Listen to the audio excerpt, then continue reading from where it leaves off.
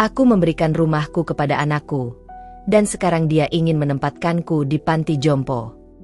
Ketika aku masih muda, aku selalu percaya bahwa memiliki anak adalah anugerah terbesar dalam hidup. Aku melewati malam-malam tanpa tidur, bekerja tanpa henti, dan mengorbankan semua mimpiku hanya untuk memastikan anakku tumbuh bahagia. Selama bertahun-tahun, aku yakin bahwa dia akan memahami arti dari rasa terima kasih. Aku membangun rumah ini dengan tanganku sendiri. Batu demi batu, aku menabung dari sisa uang makan, menunda semua keinginan pribadi. Sementara orang lain berlibur, aku bekerja lembur. Sementara teman-teman membeli mobil, aku membeli semen. Impianku sederhana, meninggalkan rumah ini untuk anakku. Ketika akhirnya aku menyerahkan rumah ini dan memindahkan sertifikat ke namanya, hatiku penuh dengan kebanggaan.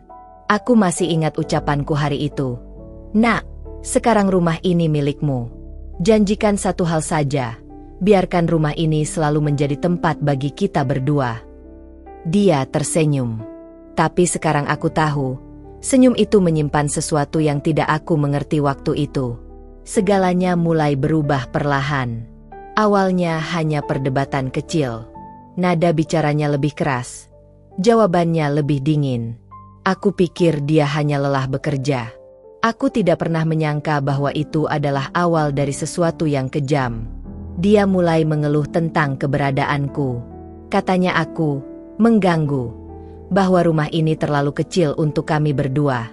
Kadang istrinya ikut bicara, membuat seolah-olah akulah masalah sebenarnya. Suatu malam, aku tidak sengaja mendengar percakapan mereka. Istrinya berkata, "Selama ibumu masih di sini, kita tidak akan pernah tenang." Dan anakku menjawab dengan nada datar, "Aku sudah mencari tempat, panti jompo yang bagus. Dia akan dirawat dengan baik." Panti jompo. Kata itu menggema di kepalaku. Panti jompo. Untukku, yang dulu menggendongnya setiap malam, yang menyerahkan hidupku demi dirinya. Malam itu aku duduk di tepi ranjang, menangis tanpa suara agar mereka tidak mendengar. Keesokan harinya, aku berpura-pura tidak tahu apa-apa. Aku membuat kopi, memasak seperti biasa, membersihkan rumah yang seharusnya menjadi milikku. Tapi di dalam diriku, sesuatu sudah hancur. Yang paling menyakitkan adalah menyadari bahwa secara hukum, rumah itu memang bukan milikku lagi. Aku telah memberikan segalanya.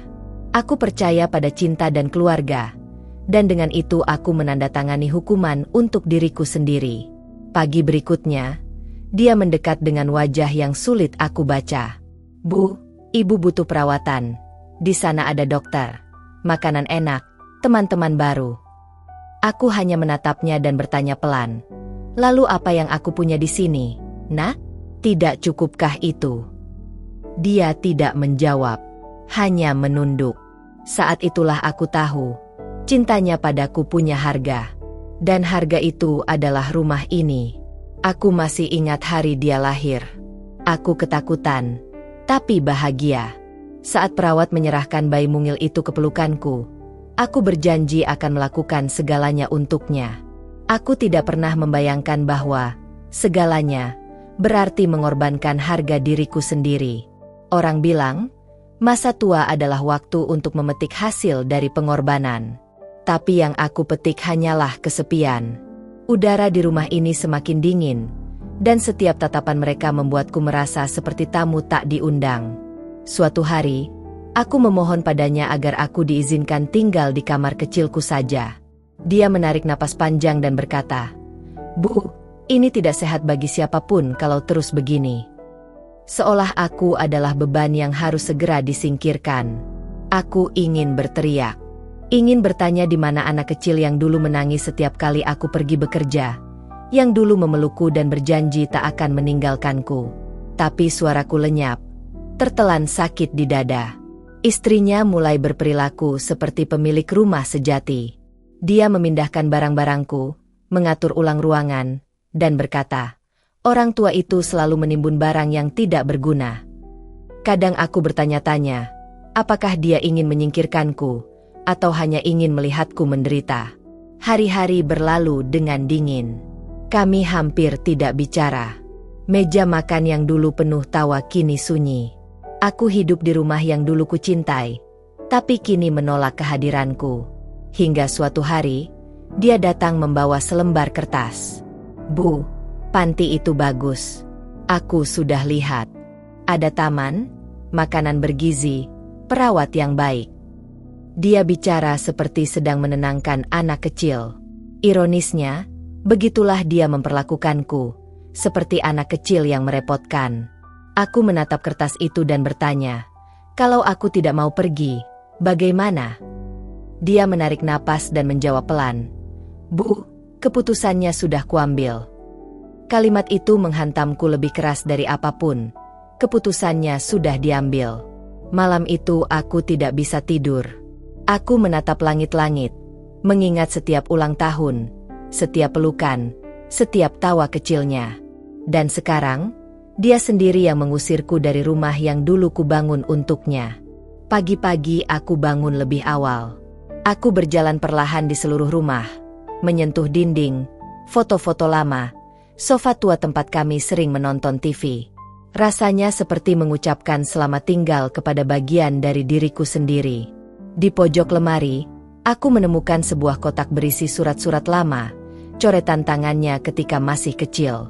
Salah satunya bertuliskan, Ibu, aku sayang ibu. Aku tidak mau ibu sedih. Aku menangis sejadi-jadinya.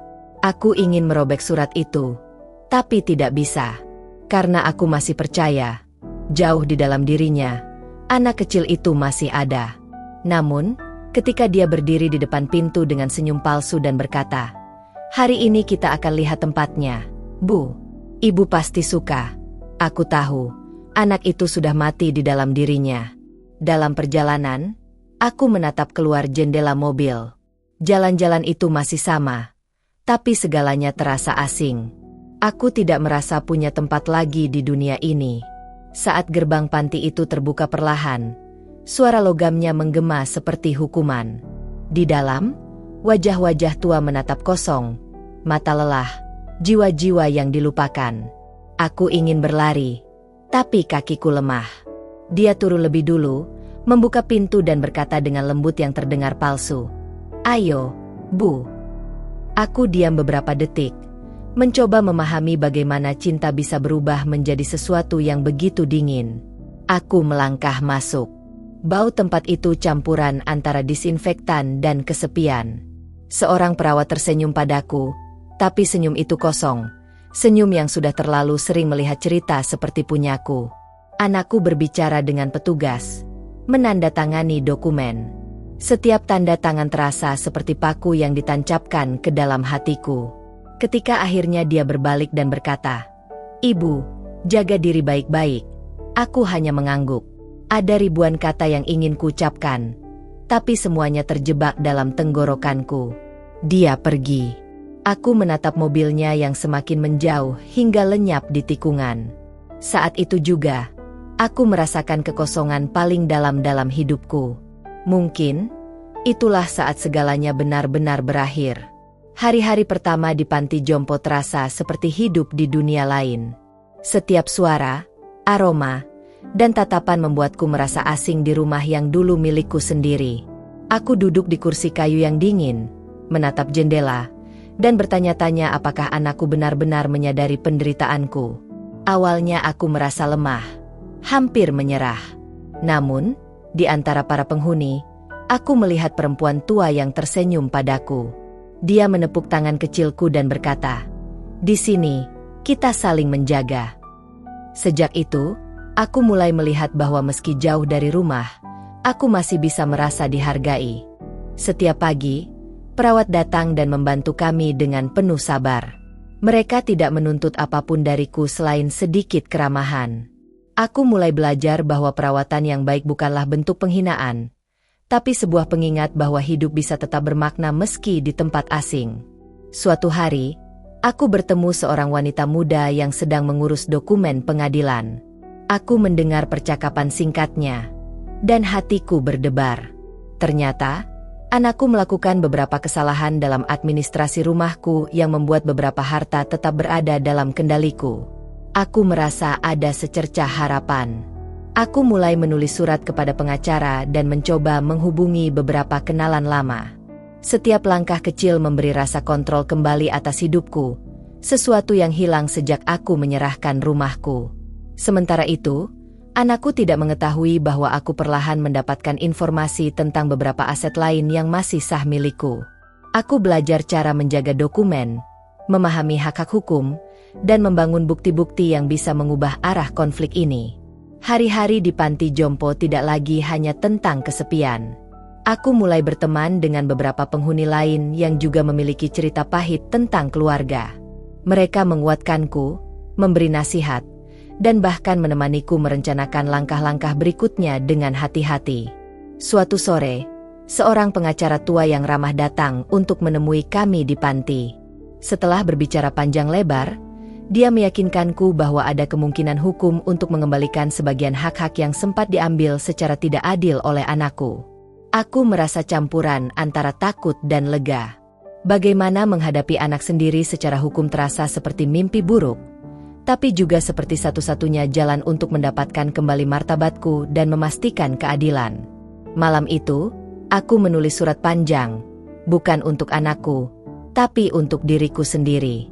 Aku menuliskan semua rasa sakit, pengkhianatan, dan juga harapan. Ternyata menulis membuat hatiku lebih ringan, dan aku mulai merasa bahwa meski perjalanan masih panjang, aku tidak sendirian. Hari-hari berikutnya aku mulai lebih aktif di panti jompo. Aku membantu merapikan meja, menyiram tanaman, dan bercakap dengan penghuni lain.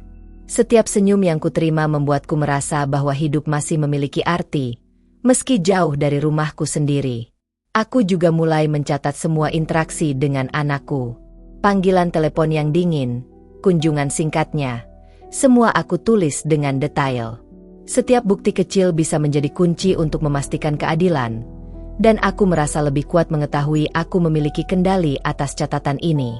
Suatu pagi, seorang pengacara datang dengan dokumen yang lebih rinci. Aku membaca setiap kata dengan hati-hati, dan jantungku berdebar. Ternyata ada beberapa kontrak dan surat yang tidak ditandatangani secara sah. Ini bisa menjadi bukti untuk membatalkan keputusan anakku menempatkanku di panti jompo. Aku mulai merencanakan langkah-langkahku. Tidak ada dendam yang kubawa, hanya keinginan untuk mendapatkan kembali hak-hakku dan martabatku. Aku merasa bahwa ini bukan hanya tentang rumah, tapi tentang menunjukkan bahwa seorang ibu tidak boleh diperlakukan sewenang-wenang oleh anak sendiri. Hari demi hari, aku semakin dekat dengan beberapa penghuni lain. Mereka memberiku dukungan moral, berbagi kisah mereka sendiri, dan bahkan ada yang menemaniku ke kantor pengacara untuk konsultasi. Kehangatan itu membuatku semakin yakin bahwa aku tidak sendirian. Aku juga mulai menerima kunjungan tak terduga dari beberapa teman lama yang mengetahui situasiku. Mereka membantuku mengumpulkan dokumen-dokumen penting, foto lama, dan saksi yang bisa menguatkan posisiku. Semakin banyak bukti terkumpul, semakin besar harapanku. Suatu sore, aku menerima kabar bahwa pengadilan siap mengadakan mediasi. Anakku harus hadir, dan aku bisa menyampaikan ceritaku secara langsung. Hatiku campur aduk antara gugup, takut, dan juga lega karena akhirnya aku punya kesempatan untuk didengar. Hari mediasi tiba. Aku duduk di kursi kayu yang dingin, menatap anakku yang duduk di seberang meja. Ia tampak tegang, wajahnya pucat. Untuk pertama kalinya, aku melihat ketakutan di matanya, ketakutan yang selama ini dirasakan olehku setiap kali diperlakukan dingin olehnya. Aku berbicara perlahan, menceritakan semua pengorbananku, rasa sakit yang kurasakan, dan juga rasa kecewa karena pengkhianatan yang kurasakan dari anak sendiri. Setiap kata keluar dengan tenang, tapi penuh emosi, dan aku melihat beberapa anggota keluarga lain yang hadir meneteskan air mata. Anakku diam. Tidak ada suara, hanya tatapan yang tak berani bertemu denganku. Aku merasa bahwa untuk pertama kalinya, dia menyadari betapa besar kesalahannya. Aku tidak membalas dengan kemarahan, hanya dengan kesedihan dan ketegasan bahwa aku pantas diperlakukan dengan hormat. Setelah beberapa menit hening, Pengacara memanggil anakku untuk menjelaskan hak-hak hukum yang tidak bisa diabaikan. Wajahnya berubah pucat, dan aku bisa melihat ketegangan yang selama ini tidak pernah kutemui sebelumnya. Aku tetap tenang. Aku tahu ini bukan saat untuk menangis atau marah, tapi untuk menunjukkan kekuatan dan keteguhan hatiku. Semua perjuangan selama di panti jompo, semua kesabaran, akhirnya menemukan makna. Mediator meminta anakku untuk menjawab. Suaranya gemetar ketika ia berkata, Aku tidak menyadari seberapa besar pengorbanan ibu. Kalimat itu sederhana, tapi bagi hatiku, itu seperti air mata yang melelehkan bekuan dingin di masa lalu. Aku menatapnya, dan untuk pertama kalinya setelah lama, aku merasa bahwa ada kemungkinan perdamaian. Aku tidak menginginkan dendam. Aku hanya ingin keadilan dan pengakuan bahwa aku berhak dihormati. Mediator kemudian menunjukkan dokumen yang membuktikan bahwa sebagian rumah dan harta masih sah milikku. Anakku menunduk, dan aku bisa melihat penyesalan yang nyata di matanya. Tidak ada kata yang bisa mengubah masa lalu, tapi saat itu aku tahu, dia mulai mengerti. Aku berbicara dengan suara tenang, tapi penuh keyakinan. Aku bukan musuhmu. Aku hanya ingin hakku dihargai dan rasa hormat yang seharusnya aku terima sebagai seorang ibu. Kata-kataku membuat beberapa orang di ruangan itu meneteskan air mata, termasuk pengacara dan mediator. Anakku akhirnya mengangkat kepala, menatapku, dan suaranya pecah saat berkata, "Ibu, aku minta maaf. Aku terlalu fokus pada keinginanku sendiri sehingga melupakan semua yang telah ibu lakukan untukku." Aku merasakan campuran lega dan haru yang begitu dalam.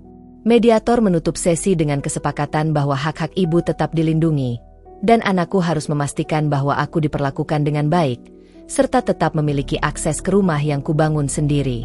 Aku merasa seolah beban berat selama bertahun-tahun akhirnya terangkat dari pundakku. Hari itu, aku meninggalkan ruang mediasi dengan langkah ringan. Tidak hanya karena kemenangan hukum, tapi karena melihat anakku menunduk dengan penyesalan yang tulus. Ada kemungkinan untuk memperbaiki hubungan, dan itu lebih berharga daripada semua harta dunia. Malamnya, di panti jompo, aku menulis catatan panjang. Aku menulis tentang pengampunan, tentang kekuatan bertahan, dan tentang harapan bahwa anakku akan belajar menghargai kasih sayang yang tidak ternilai harganya. Hatiku terasa damai untuk pertama kalinya dalam bertahun-tahun. Hari-hari berikutnya aku mulai menerima kunjungan anakku lebih sering.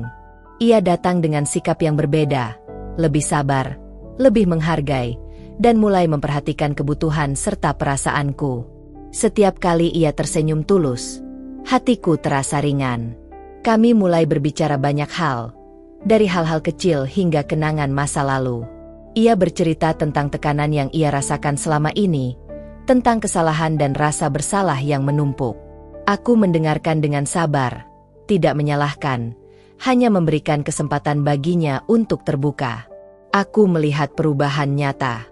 Ia mulai membantu dengan pekerjaan sehari-hari di panti jompo, menanyakan apa yang aku perlukan, dan bahkan mengajak aku berjalan-jalan di halaman saat sore hari.